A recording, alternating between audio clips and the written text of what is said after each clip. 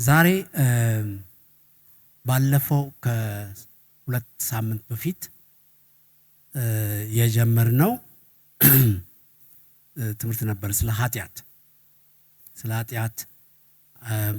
ስንነጋገር ነበር እና የሱን ፓርት ነው የምንጨርሰው። እንግዲህ በተለይ መንፈሳዊ እድገትን ወይም ስፒሪቹዋል ፎርሜሽን የሚለውን ሐሳብ ከጀመርን በጣም መሰረታዊ በሆኑ ነገሮች ዙሪያ ሲሪየስ ሆነን እስካሁን የመጣንበትን መንገድ ማየት አለብን። ምን ያህል መሰረታዊ የሆነው የክርስትና ዕውቀቱ ኖሮን ነው እየሄድን ያለ ነው።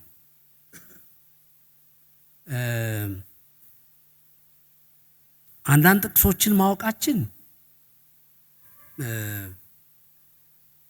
አዋቂ የክርስትና እምነትን መሰረታዊ አስተምህሮዎች አዋቂዎች አያደርገንም። ስለዚህ በጣም ሲሪየስ ሆነን በጣም ዋና በሆኑ የክርስትና መሰረተ እምነቶች ላይ ረገጥ አድርገን አውቀን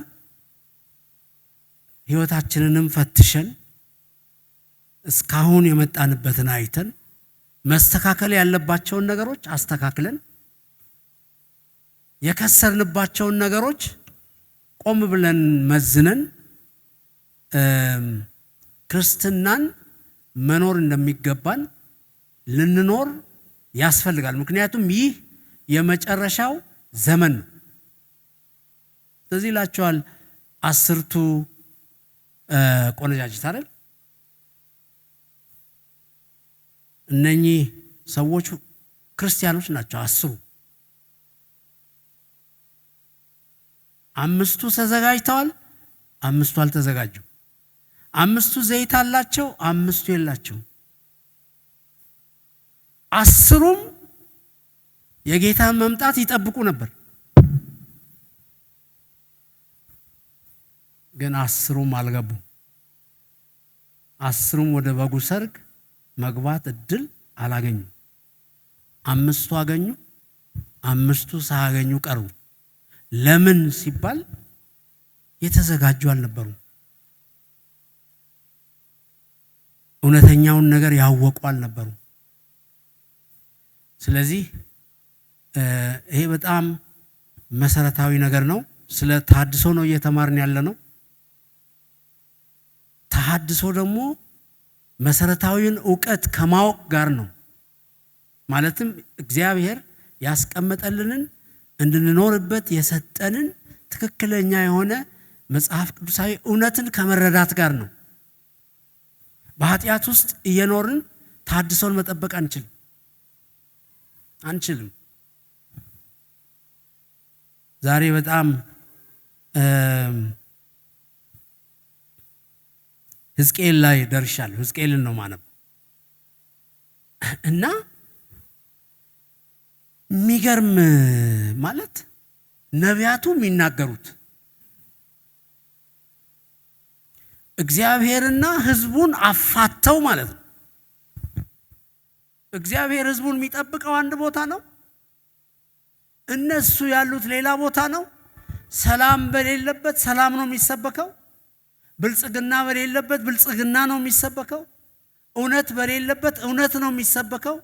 እግዚአብሔር በአደባባዮቹ በቤቱ ውስጥ ማየት የሚፈልገውን ነገር ማየት አልቻለም። ተመለሱ ቢላቸው ሊሰሙት አልቻሉ። ስለዚህ እግዚአብሔር በጣም ከባድ የሆነ ቁጣ በእስራኤል ላይ እንዳመጣ እንዴት እንደቀጣቸው ያው ክፍሉን ስለምናነበው ሁላችንም እናየዋለን። ስለዚህ ኃጢአት ዛሬ 3 ዋና ዋና ነገሮች ላይ ፎከስ አድርገን ነው የምናየው። አንደኛ የኃጢአትን ኃይል ማየት አለብን። ኃይለኛ ነገር አድርገን ላናይ እንችላለን።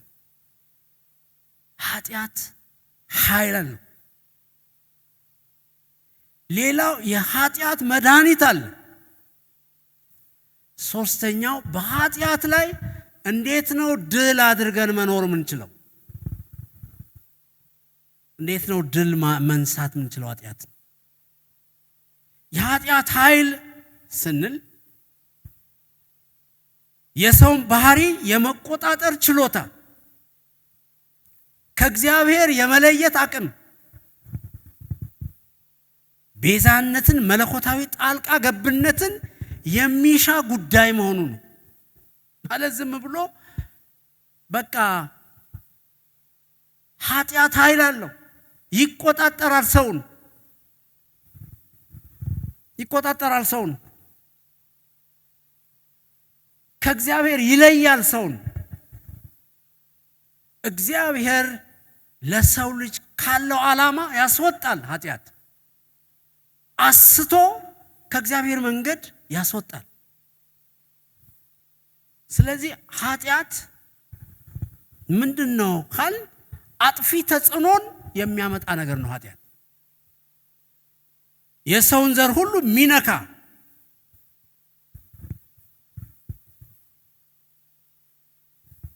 ማንም ከዚህ ኃይል ነፃ ሊወጣ በራሱ ማይችልበት፣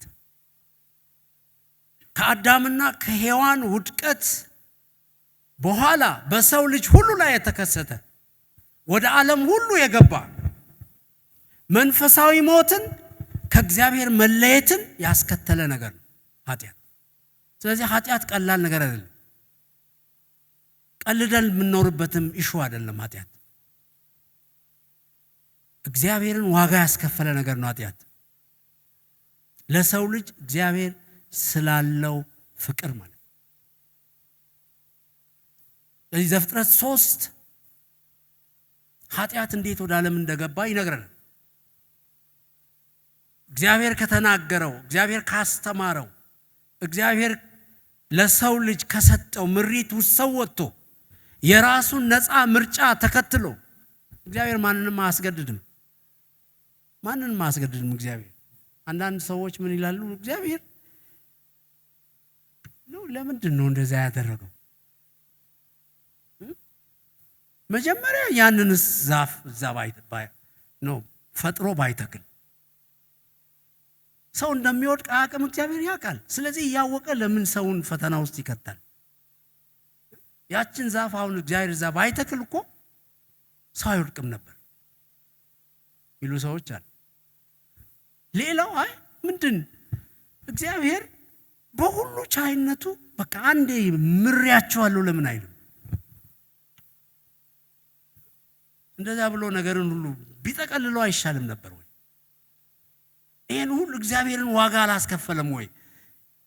ዋጋ እስከ መክፈል ለምንድን ነው እግዚአብሔር መሄድ የነበረበት?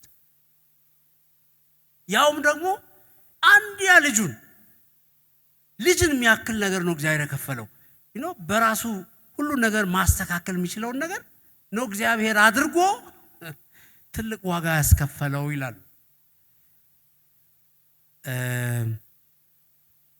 እግዚአብሔር ሰው በነፃ ምርጫው እንዲመላለስ ይፈልጋል። ብትወዱኝ ትእዛዜን ጠብቁ ነው እንጂ እግዚአብሔር ያለው ባትወዱኝ እንዲያረጋቸዋለሁ አላለም። ምክንያቱም መውደድ ነፃ ምርጫ ነው። እና ሰው እግዚአብሔር እንዲሰማው በራሱ ምርጫ እንዲከተለው ነው ያን ያደረገው። ግን ሰው ወደቀ። ስለዚህ አጥፊ ተጽዕኖን የሚያመጣ ነገር ነው ኃጢአት።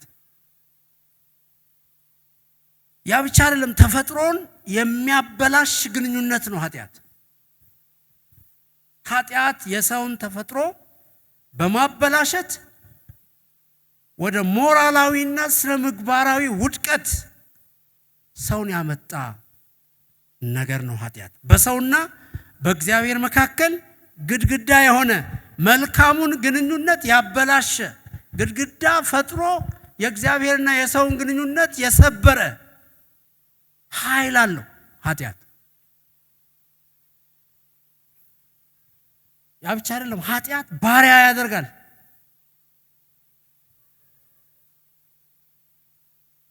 ለኃጢአት ታልፎ የተሰጡትን ባሪያ የማድረግ ኃይል አለው።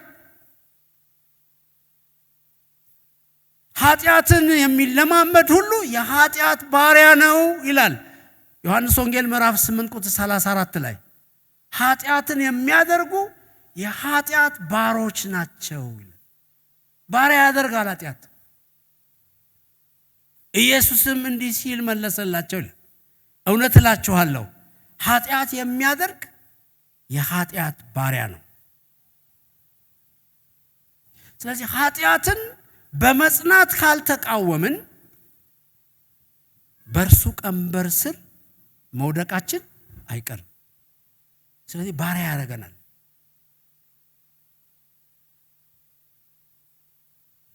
እንዲህ አይነት ኃይል ያለውን ነገር እንግዲህ ከዚህ እንዴት ይወጣል?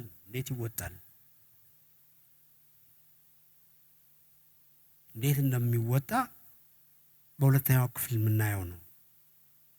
ኃጢአት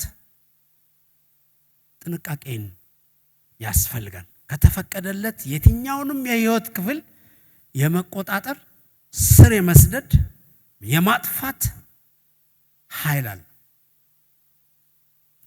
እንዳይገዛን ጥንቃቄ ያስፈልጋል። ኃጢአትን አቅልለን እንዳንመለከት መጽሐፍ ቅዱስ ያስጠነቅቃል።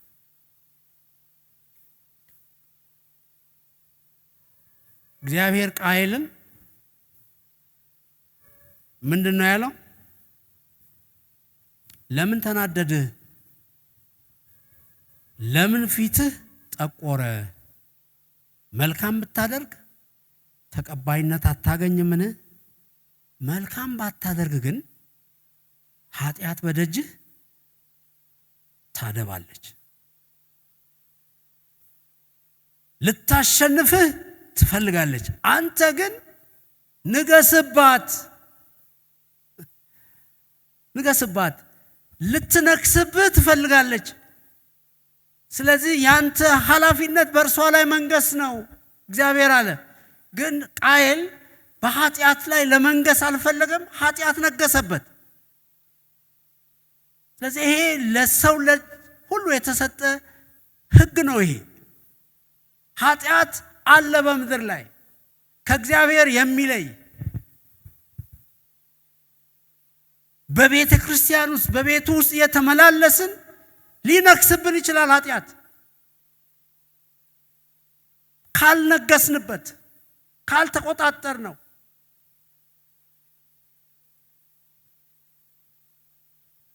አቅልለን የምናየው ጉዳይ አይደለም ኃጢአት። ስለዚህ ዛሬ ሁላችንንም በዚህ ምሽት ይሄን ነገር ልብ እንድትሉ ፈልጋለሁ። ትንሽ ነው ብለን ያቀለልነው ነገር ትንሽ አይደለም። እግዚአብሔር አምላክ በንጹህ ልብ እንዲመለክ ከፈለግን ትንሹንም ነገር ከውስጣችን ማስወገድ ያስፈልጋል። ከወገኖች እርስ በርስ ካለን ግንኙነት ጀምሮ፣ በቤተሰብ ውስጥ ካለን ግንኙነት ጀምሮ፣ በስራ ቦታችን ካለን ግንኙነት ጀምሮ ኃጢአት በሰው ዘር ላይ የሚነግስ ጉዳይ ስለሆነ ልንነክስበት ያስፈልጋል። ስለዚህ የሰው ዘር ከገጠማቸው ታላላቅ ተግዳሮቶች ታላቁና ዋነኛው ከአዳም ውድቀት በኋላ የገጠመን ይህ ኃጢአት የሚባል ነገር ነው። ሰውን ከእግዚአብሔር የለየ የበደለኝነት ስሜትን በመፍጠር የመኮነን ስሜት ያለው ህሊናን የሚያበላሽ ህሊናን የሚያቆሽሽ ነገር ነው ኃጢአት። በመጨረሻ ሞትን የሚያስከትል አቅም ያለው ነው። ሮሜ 6:23 ላይ እንደዚህ ይላል።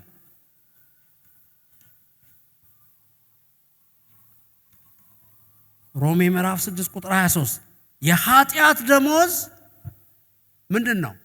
ሞት ነው።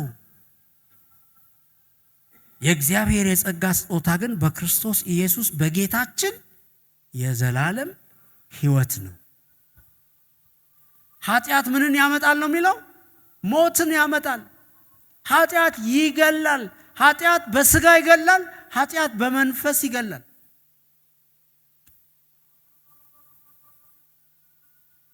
ከዚህ ማምለጫው ብቸኛው መንገድ በጌታችን በመድኃኒታችን በኢየሱስ ክርስቶስ ያለው የድነት መንገድ ብቻ ነው። ለዚህ ነው ሮሜ 8:1 ላይ ማንም በክርስቶስ ቢሆን አዲስ ፍጥረት ነው፣ አሮጌው ነገር አልፎ ማንም በክርስቶስ ቢሆን አዲስ ፍጥረት ነው። ከዚያስ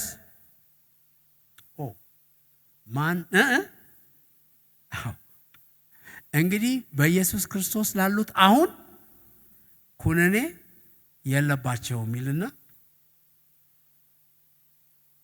በክርስቶስ ኢየሱስ ያለው የሕይወት መንፈስ ሕግ ከኃጢአትና ከሞት ሕግ አርነት አውጥቶኛል።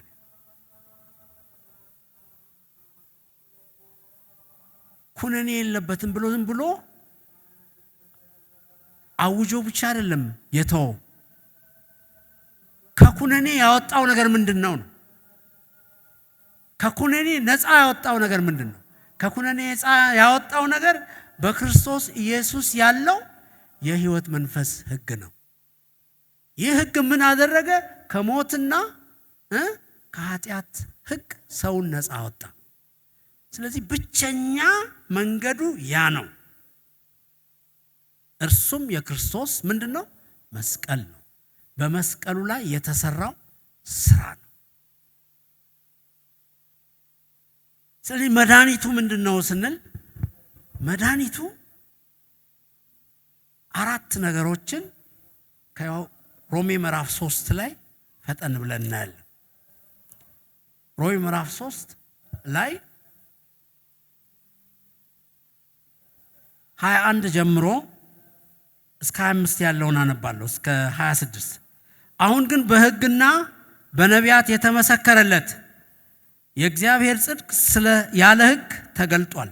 እርሱም ለሚያምኑ ሁሉ የሆነ በኢየሱስ ክርስቶስ በማመን የሚገኘው የእግዚአብሔር ጽድቅ ነው። ልዩነት የለምና ሁሉ ኃጢአትን ሰርተዋልና የእግዚአብሔርም ክብር ጎሏቸዋል። በኢየሱስ ክርስቶስ በሆነው ቤዛነት በኩል እንዲያው በጸጋው ይጸድቃሉ። እርሱንም እግዚአብሔር በእምነት የሚገኝ በደሙም የሆነ ማስተሰሪያ አድርጎ አቆመው። ይህም በፊት የተደረገውን ኃጢአት በእግዚአብሔር ችሎታ ስለመተው ጽድቁን ያሳይ ዘንድ ነው። ራሱም ጻድቅ እንዲሆን በኢየሱስም የሚያምነውን እንዲያጸድቅ አሁን በዚህ ዘመን ጽድቁን ያሳይ ዘንድ ነው ይላል።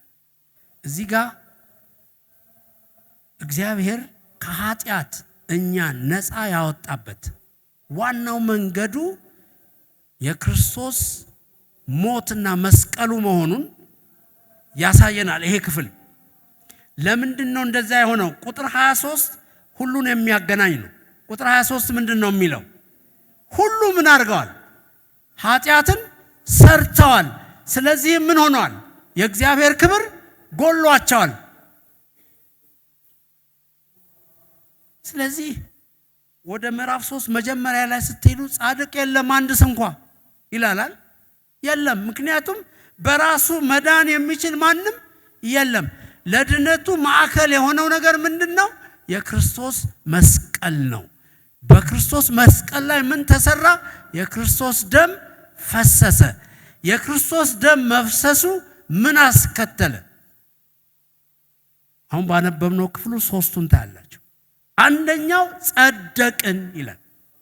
ጸደቅን። እግዚአብሔር የተመሰገነ ይሁን። ጸደቅን። እንዴት ነው የጸደቅነው? እኔ ኃጢአተኛ ነኝ፣ ክርስቶስ ስለኔ ኃጢአት ሞተ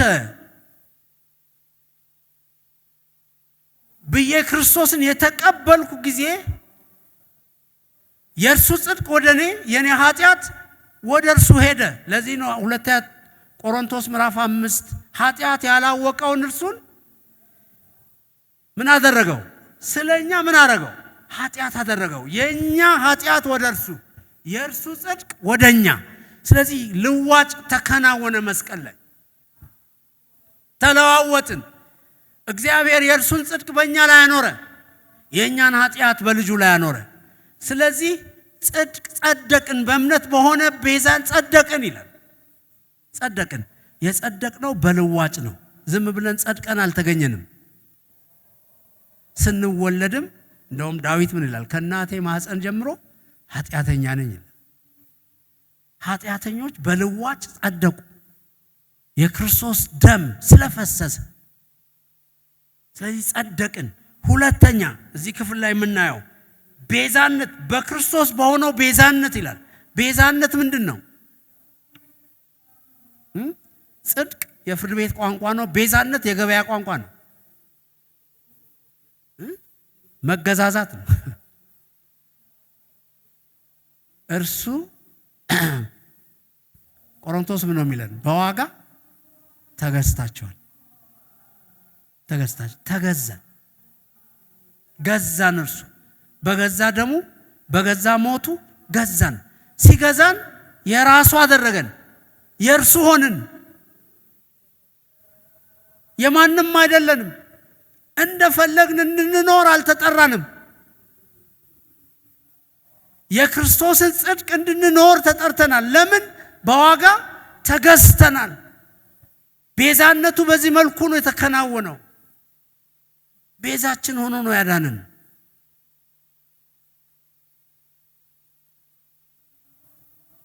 ሶስተኛ እዚህ የሚናገረው ነገር ምንድን ነው? ቁጥር 25 ላይ ስርየት ነው። ስርየት ነው። ስርየት የመቅደስ ቋንቋ ነው። የቤተ መቅደስ ውስጥ ቋንቋ ነው። ስርየት ማለት ቁጣን መመለስ ማለት ነው። ቁጣን መመለስ ማለት ነው። ማን ነው የተቆጣው?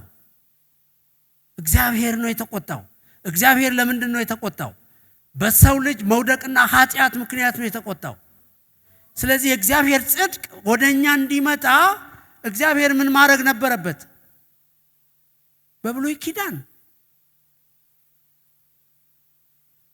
የስርየት ቀን የሚባል ቀን ነበር።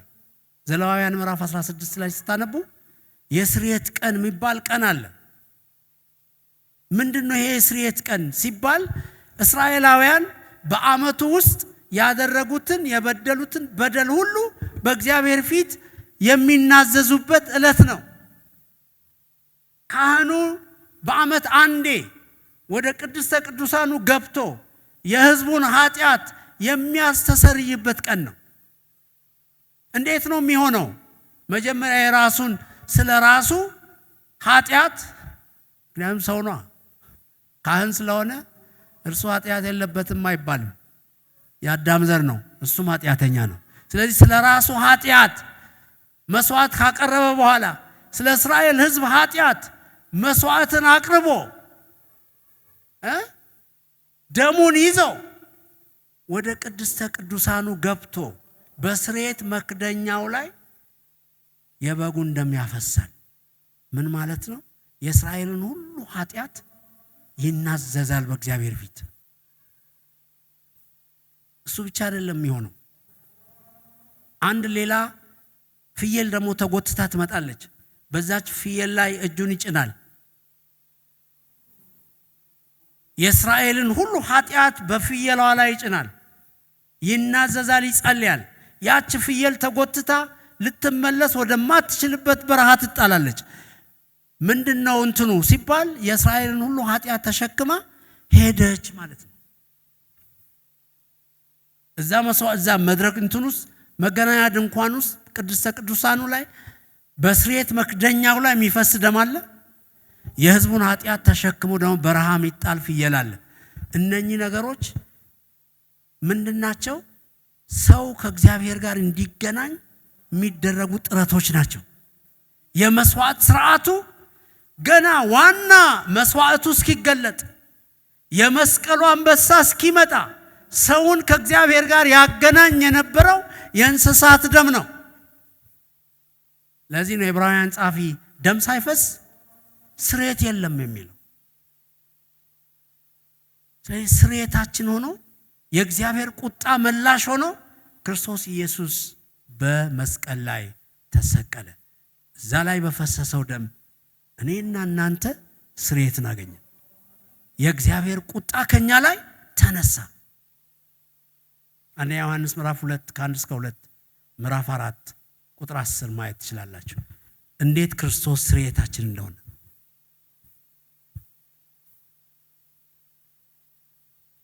ስለዚህ የኃጢአት መፍትሄው ይሄ ነው። ይሄ ብቻ አይደለም፣ አራተኛ ነገር አለ የሆነ ኤፌሶን ምዕራፍ 2 ኤፌሶን ምዕራፍ 2 ቁጥር 16 ጀምሮ ይህም ከሁለታቸው አንድን አዲስን ሰው በራሱ ይፈጥር ዘንድ ሰላምንም ያደርግ ዘንድ ጥልንም በመስቀሉ ገድሎ በእርሱ ሁለታቸውን በአንድ አካል ከእግዚአብሔር ጋር ያስታርቅ ዘንድ መጥቶም ርቃችሁ ለነበራችሁ ለእናንተ ሰላምን ቀርበው ለነበሩትም ሰላምን የምስራች ብሎ ሰበከ። በእርሱ ሥራ ሁላችን በአንድ መንፈስ ወደ አብ መግባት አለንና እንግዲያስ ከእንግዲህ ወዲህ ከቅዱሳን ጋር ባላገሮችና የእግዚአብሔር ቤተሰቦች ናችሁ እንጂ እንግዶችና መጻተኞች አይደላችሁም። ቆላስይስ ምዕራፍ 1 ቁጥር 19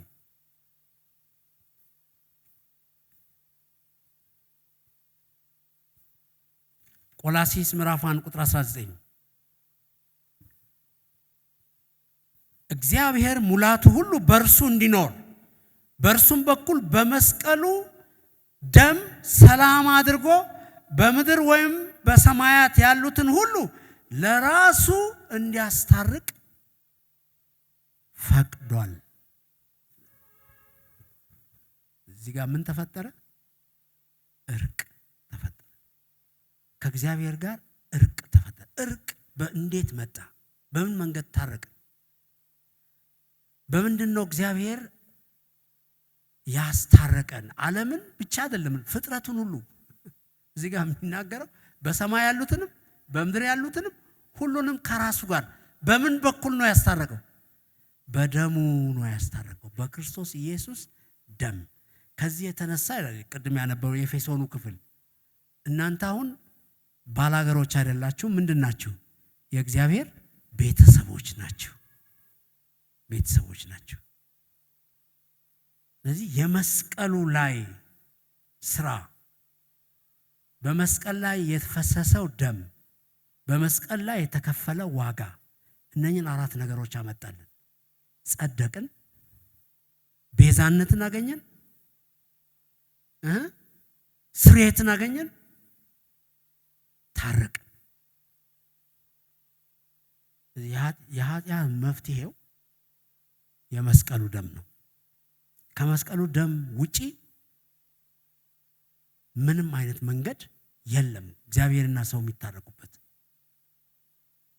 እነኚህ አራት ነገሮች በመስቀሉ ምክንያት ለሰው ልጅ ተሰጡ። እግዚአብሔር የተመሰገነ ይሁን። ስለዚህ ኃጢአት ከባድነቱ ኃይሉን ብቻ እያወራን እንድንኖር እግዚአብሔር አልፈለገም።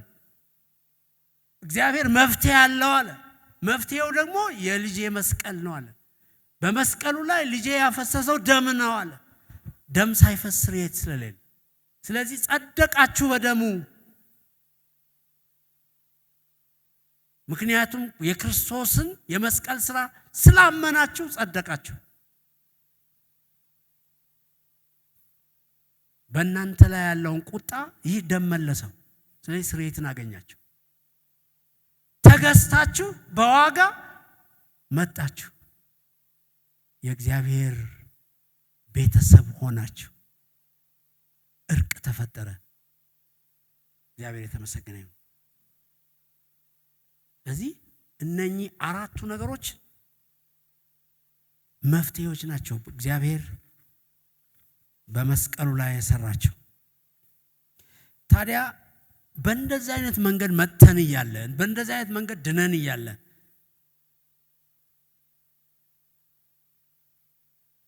ግን ለምንድን ነው በኃጢአት ውስጥ ምንኖረው? ለምንድን ነው ሁሌ ምን ወድቀው?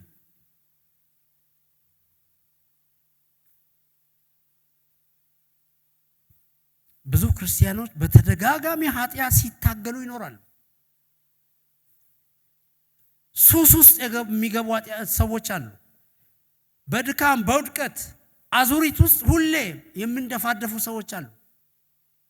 እግዚአብሔር ካስቀመጠው መስፈርት ውጪ ወጥተው ግን በእግዚአብሔር ቤት ውስጥ ደግሞ እየተመላለሱ የሚኖሩ ሰዎች አሉ። ይሁን እንጂ የእግዚአብሔር ቃል ከጸጋ በታች እንጂ ከሕግ በታች እንደሆንን አይነግረንም። ነው እንዴ? ከሕግ በታች ነን እንዴ? አይደለንም። ከምን በታች ነን? ከጸጋ በታች ነን። ሕግ ኃጢአትን ኮንሸስ እንድንሆን ያደርጋል። የኃጢአት ስበን የኃጢአት ኮንሸስነስ ወደ ህይወታችን የሚመጣው ምን ስናስብ ነው? አትስረቅ ባላለ ሕጉ ይላል ሮሜ 2 ላይ ሄዳ ስታነብ መስረቅ የሚለው ነገር ኃጢአት መሆኑን አንረዳውም ነበር። ምክንያቱም ሕጉ ግን ምን ብሏል? አትስረቅ ብሏል። አትግደል ባላለ መግደል ኃጢአት መሆኑን አናውቀውም ነበር። ሕጉ እንደዛ ኮንሸስ አድርጎናል ኃጢአት። ግን እግዚአብሔር ደግሞ ጸጋ የሚባል ነገር ሰጥቶናል። ጸጋ ነፃ ስጦታ ነው። ግን ጸጋ ርካሽ ስጦታ አይደለም። ነፃ ስጦታ ሁል ጊዜ በነፃ የምናገኘው ነገር አናከብረውም፣ ርካሽ ይመስለናል። ግን አይደለም። ጸጋ ዋጋ ያስከፈለ የእግዚአብሔርን ልጅ የሚመስል ታላቅ ነገር ከዙፋን ያስወረደ መስቀል ላይ ያሰቀለ ትልቅ ነገር ነው ጸጋ። ኃጢአትን ማሸነፍ ይቻላል። ይህ ግን ሊሆን የሚችለው በጽድቅ እንድንጓዝ በክርስቶስ በኩል የተሰጠንን ጸጋ መልበስ ስንችል።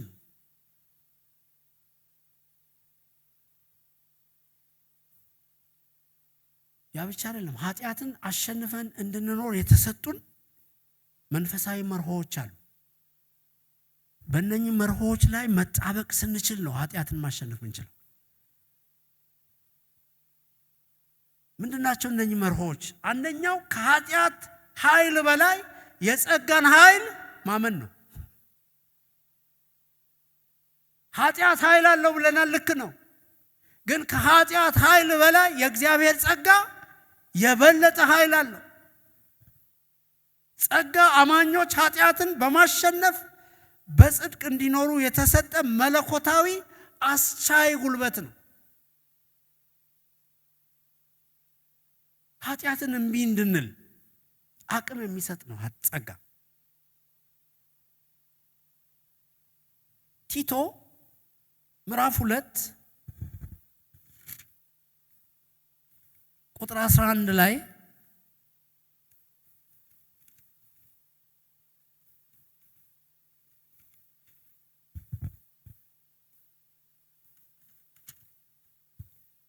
ሰዎችን ሁሉ የሚያድን የእግዚአብሔር ጸጋ ተገልጧል።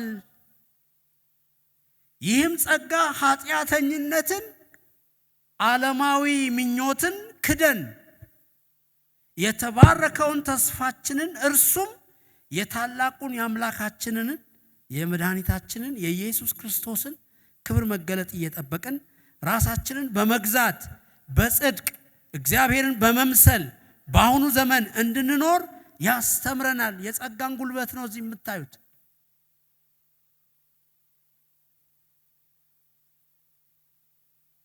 ይህ ጸጋ ተገልጧል። ይህ ጸጋ ደግሞ ኃጢአተኝነትን፣ ዓለማዊ ምኞትን የሚያስክድ ነው የሚለው። ይህን ጸጋ ይዞ ዓለማዊ ምኞትን መመኘት አይቻልም። ኃጢአተኛ ባህሪን መኖር አይቻልም። ምክንያቱም ይህ ጸጋ ከኃጢአት ኃይል የበለጠ ጸጋ ነው። እግዚአብሔር የተመሰገነ ይሁን። በዚህ ጸጋ ውስጥ የኖሩ ኃጢአትን መለማመድ አይፈቀድም። ጸጋ አዲስ ባህሪን የሚያለብስ ነው። ማንም በክርስቶስ ቢሆን አዲስ ፍጥረት ነው። አሮጌው ምን ሆኗል? አልፏል። እነሆ ሁሉ ምን ሆኗል? አዲስ ሆኗል። ስለዚህ በዚህ ጸጋ አዲስ ሆነናል። ስለዚህ በዚህ አሮጌ ማንነት መኖር አይቻልም። ጸጋው ከዚህ ኃይል በላይ ነው።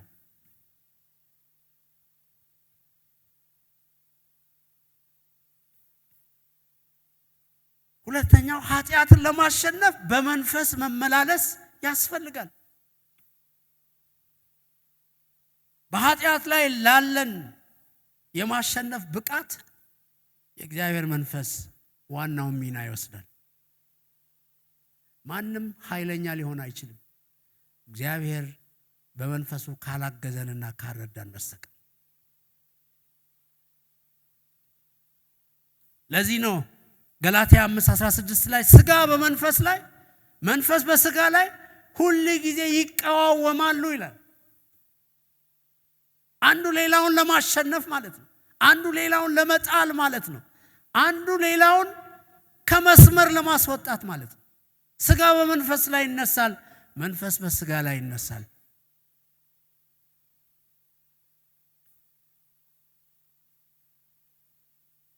ስለዚህ የእግዚአብሔር መንፈስ ኃይል አለው። የኃጢአትን ኃይል ይሰብራል። እግዚአብሔር የተመሰገነ ይሁን። የኃጢአትን ኃይል ይሰብራል። የኃጢአትን ቀንበር ይሰብራል። ሰውን ከኃጢአት ነፃ ያወጣል እግዚአብሔር መንፈስ። ይወቅሳል ሰውን። ኃጢአተኛ ምኞትን ይቃወማል እግዚአብሔር። ስለዚህ ለእግዚአብሔር መንፈስ ዕለት ዕለት ተገዢ መሆን ያስፈልጋል። ራስን መስጠት ያስፈልጋል። በወይን ጠጅ አትስከሩ መንፈስ ይሙላባችሁ እንጂ ይላል ኤፌሶን። ምክንያቱም ሥጋን ማሸነፍ የምትችሉት በእግዚአብሔር መንፈስ ኃይል ነው፣ በራሳችሁ አይደለም።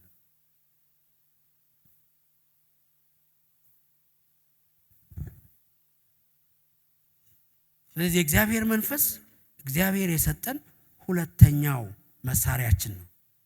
ሶስተኛው እግዚአብሔር ቃል ነው። የእግዚአብሔር ቃል ነው። የእግዚአብሔር ቃል አእምሮን ያድሳል። ከኃጢአት ጋር የሚደረግ ግብግብ እና ጦርነት የሚጀምረው ከአእምሮ ነው። ማንም ሳያቅድ ተነስቶ ኃጢአት አይሰራም። መጀመሪያ የሚያንበረክከው የሰይጣን ጉልበትና የኃጢአት ኃይል አእምሮን ነው።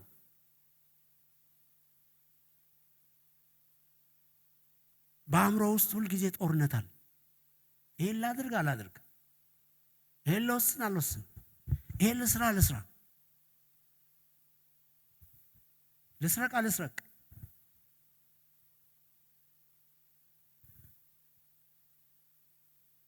አስተሳሰባችን በእግዚአብሔር ቃል ይቀየራል። እግዚአብሔር ሲገዛን አስተሳሰባችን ይቀየራል። ቆሮንቶስ ምዕራፍ 10 ከቁጥር 3 ጀምሮ ስታዩ እንደዚህ ይላል። በሰው ልማድ ምንም እንኳን የምንመላለስ ብንሆን እንደ ሰው ልማድ አንዋጋም። የጦር ዕቃችንም ሥጋዊ አይደለም። ምሽግን ለመስበር ግን በእግዚአብሔር ፊት ብርቱ ነው። የሰውንም ሐሳብ በእግዚአብሔርም ዕውቀት ላይ የሚነሳውን ከፍ ያለውን ነገር ሁሉ እናፈርሳለን። ለክርስቶስ ለመታዘዝ አእምሮን ሁሉ እንማርካለን። መታዘዛችን በተፈጸመች ጊዜ አለመታዘዝን ሁሉ ልንበቀል ተዘጋጅተናል። የት ነው ያለው? ይሄ የአእምሮ ጦርነት ነው። አእምሮ ውስጥ የሚሆን ነገር ነው። ምሽግ ያለው የት ነው? አእምሮ ውስጥ ነው። የሚፈርሰው ምሽግ ከእግዚአብሔር ሐሳብ ውጪ የሆነ ሐሳብ ነው። እግዚአብሔርን የማይታዘዝ ሐሳብ ነው። ለክርስቶስ የማይታዘዝ ሐሳብ ነው። በእግዚአብሔር ቃል ዕውቀት ግን፣ በእግዚአብሔር ቃል ማንነት ግን ይህ ምሽግ ይፈርሳል። ዳዊት ሲዘምር ጎልማሳ መንገዱን በምን ያቀናል? መዝሙር 119 ቁጥር 5 ላይ በምንድን ነው የሚያቀናው አለ? ቃልህን በመጠበቅ ነው። ቃልህን በመጠበቅ ነው። እግዚአብሔር ቃል አእምሮን ሁሉ የሚያድስ ነው። ቃሉ አእምሮአችንን ያድሳል። ቃሉ የጠላትን ውሸት ያጋልጣል። በእግዚአብሔር ቃል ውስጥ ስንሆን የጠላት ውሸት ይገባናል።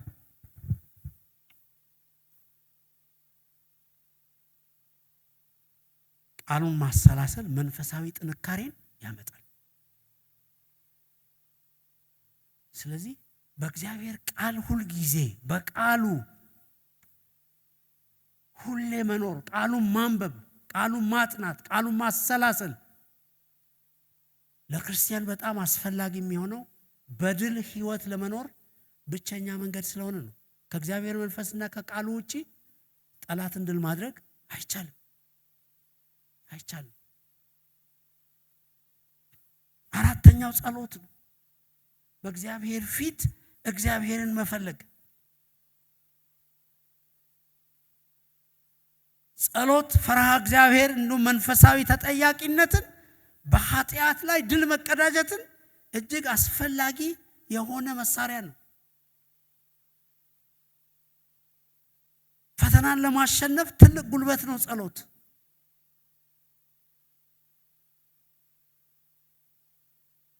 ያዕቆብ ምን ይለናል? ኤልያስም እንደኛ ሰው ነበር፣ ግን በጸሎት ምን አደረገ? ለ3 ዓመት ተኩል ሰማያትን ዘጋ። እግዚአብሔርን መፈለግ፣ መናዘዝ ኃጢአትን፣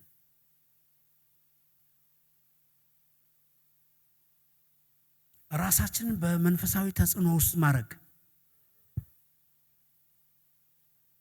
ከመጥፎ ጓደኝነት መራቅ። ይሄ አካውንታቢሊቲ ፓርትነር እዚህ ሀገር ብዙ የተለመደ አይደለም። ተጠያቂነት፣ የእያንዳንዳችንን ህይወት ተጠያቂ የሚሆኑ ሰዎች፣ አካሄዳችን ልክ እንዳይደለ አይተው የሚገስጹን ሰዎች፣ ከኛ በሰል ያሉ እውቀት ያላቸው፣ የእግዚአብሔር ቃል እውቀት ያላቸው፣ ውሳኔያችን፣ ስራችን፣ አካሄዳችን ልክ እንዳይደለ የሚነግሩን፣ የሚገስጹን።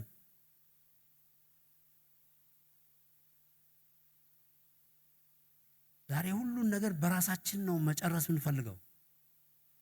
ስለዚህም ህይወታችን አያድግም። ሌሎች በዚህ መንገድ የሄዱ ብዙ ነገር የሚያውቁ ሰዎች ሰምተውን ኦፕን ሆነን ያለን ችግር ለሰዎች ስንገልጥ የእኛን ነገር የራሳቸው አድርገው ከእግዚአብሔር ጋር ተነጋግረው መንገዱን የሚያሳዩን ሰዎች ያስፈልጉናል። ሰዎች ሰው ያስፈልጋቸዋል። ለዚህ ነው እግዚአብሔር በህብረት ውስጥ ነው እድገት ያለው የሚለው።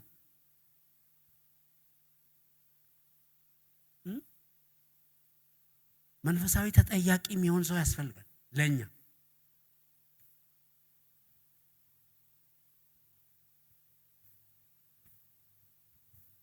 አምስተኛውና መጨረሻው በየዕለቱ መሞት ነው። በየዕለቱ ምን ማድረግ? መሞት። ጳውሎስ ይሄን ነው ያለው፣ ዕለት እሞታለሁ አለ። 2 ቆሮንቶስ ላይ ስታነብ ዕለት ምን አደርጋለሁ? እሞታለሁ። በየዕለቱ መሞት ምን ማለት ነው? ስጋን በየዕለቱ መስቀል ማለት ነው። የስጋን መሻት፣ የስጋን ፍላጎት በየዕለቱ መስቀል ማለት ነው። ገላትያ ምዕራፍ 2 ቁጥር 20 ላይ እንደዚህ ይላል፣ ከክርስቶስ ጋር ተሰቅያለሁ፣ እኔም አሁን ሕያው ሆኜ አልኖርም፣ ክርስቶስ ግን በእኔ ይኖራል። አሁንም በስጋ የምኖርበት ኑሮ በወደደኝና ስለ እኔ ራሱን በሰጠው በእግዚአብሔር ልጅ ላይ ባለኝ እምነት ምኖረው ነው። የእግዚአብሔርን ጸጋ አልጥልም። ጽድቅስ በሕግ በኩል ከሆነ እንኪያስ ክርስቶስ በከንቱ ሞተ። ከክርስቶስ ጋር ምን ሆኛለሁ? ተሰቅያለሁ። ስለዚህ ሕያው አይደለሁም ነው የሚለው። እኔ አሁን ሕያው አይደለሁም። በእኔ የሚኖረው ሕያው ሆኖ የሚኖረው ማን ነው? ክርስቶስ ነው። አሁን ምኖረው የክርስቶስን ሕይወት ነው።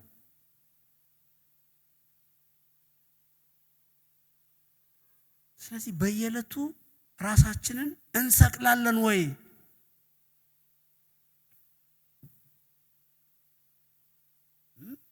የስጋን ፈቃድ እንሰቅላለን ወይ?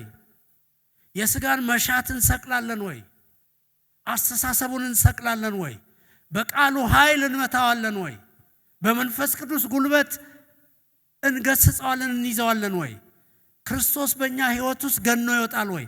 የኃጢአት ኃይል ከኛ ላይ ሊሄድ የሚችለው በየዕለቱ መሞት ስንችል፣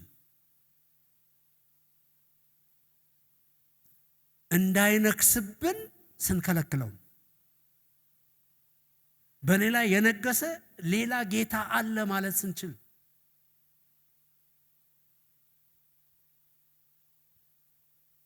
ራሳችንን እንደ ሕያው መስዋዕት ለእግዚአብሔር ዘወትር ማቅረብ ስንችል ነው። ስለዚህ በኃጢአት ላይ ድል መጎናጸፍ የምንችለው በአምስት ነገሮች ነው። አሁን እንዳልኳቸው የእግዚአብሔር ጸጋ፣ መንፈስ ቅዱስ፣ ቃሉ፣ ጸሎት፣ መሰረታዊ የሆነ ተጠያቂነት፣ አንዱ ለሌላው ስፒሪቹዋሊ አካውንተብል የሚሆንበት ስርዓት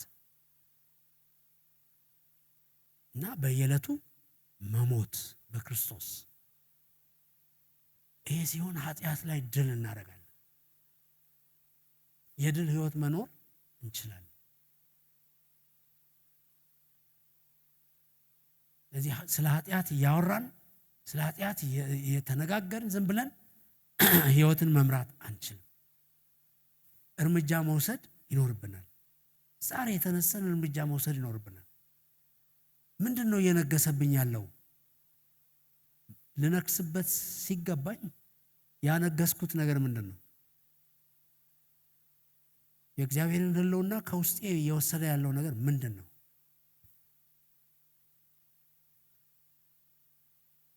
እግዚአብሔር ይርዳን። እግዚአብሔር ይርዳን በእውነት። ምክንያቱም የተጠራ ነው ለዚህ ነው። እንደዚህ እንድንኖር ነው የተጠራ ነው እንጂ ከዚህ ውጭ እንድንኖር አልተጠራንም። እግዚአብሔር ደግሞ ጸጋውን ሰጥቶናል። በጸጋው ያስችለናል።